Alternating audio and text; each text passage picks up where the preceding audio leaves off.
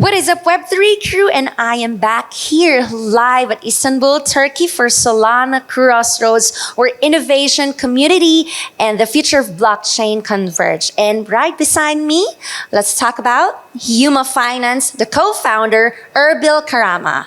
How are you today? I'm doing great, thank you. How are you? I'm good and feeling so happy to be here.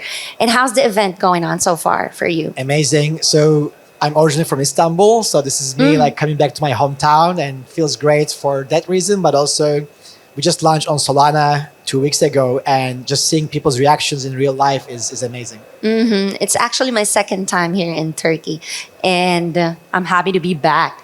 So let's talk about yourself before Huma. What were you doing? I'm a technology entrepreneur. About 18 years in Silicon Valley, have built everything from consumer applications to helping Facebook get to 1 billion users. This is a decade ago. Building scalable internet solutions for the emerging markets, building autonomous cars and ride-hailing solutions with Lyft. And then my last company, where I was the chief product, and this is where I met my co-founders, was Earnin.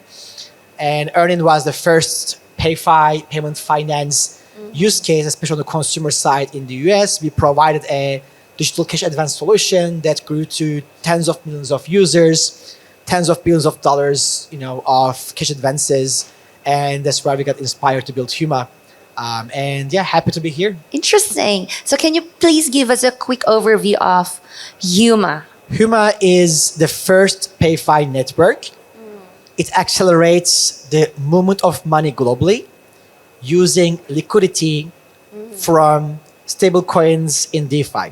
So Huma just launched Huma 2.0, where on one hand, we are servicing payment institutions that are always moving money across the borders, and we're solving problems for them to make it much easier and faster to move that money.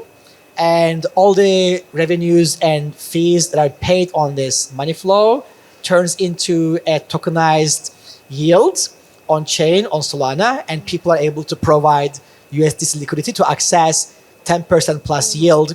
And the launch has been so successful in just 2 weeks. We have seen 6x growth on our deposit user base, LP user base. And we just hit $4 billion in total volume, and we're growing at a rate that we didn't think was possible. When did you launch? You just launched it when? 2 weeks ago. 2 weeks ago. Yeah. So building the Huma 2.0, what is the main challenges that you guys got, and how did you overcome with it? Great question. So previously we built Huma on the EVM ecosystem and also for institutions only. And that was relatively easy because I've been in the EVM ecosystem since 2014. As part of the Thiel Fellowship network, where Vitalik built Ethereum. I was a mentor. I was lucky to be there. However, we realized that the stablecoin liquidity is being very fragmented in the EVM ecosystem. So when we saw the growth on Solana, both on the active user base, but also on the stablecoin liquidity that's growing and being consolidated, we decided to go all in. It has been challenging because you're going from a completely new established ecosystem to a relatively new ecosystem as a maybe developer.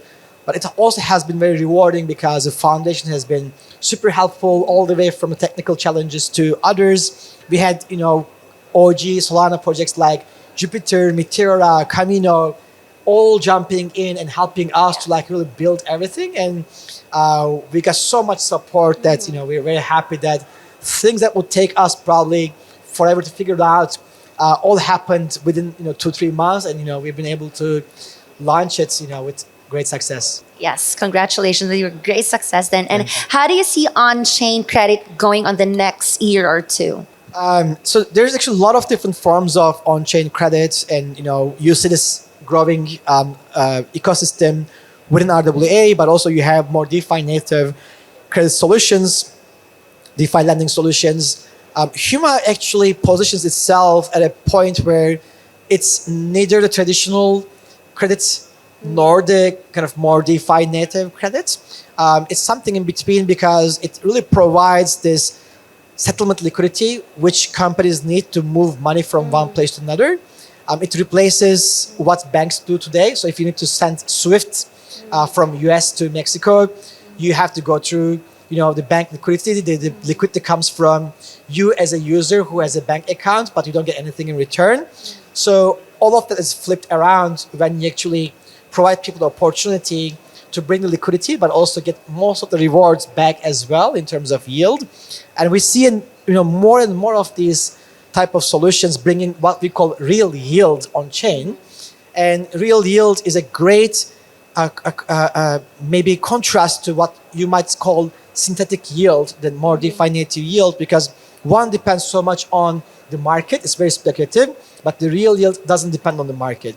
So we believe this is a very good complement to the speculative economy, bringing this kind of payment economy, transaction economy, and I just see it growing at a rate that I think people will be surprised for the next decade or so. My next question is, how do you see Huma in the next evolving 3 to 5 years? At Huma, we're focused on accomplishing two things. On one side, there are a lot of payment institutions and companies that are moving trillions of dollars every year that are stuck in the old ways. They're still moving the money the way they were moving money 100 years ago.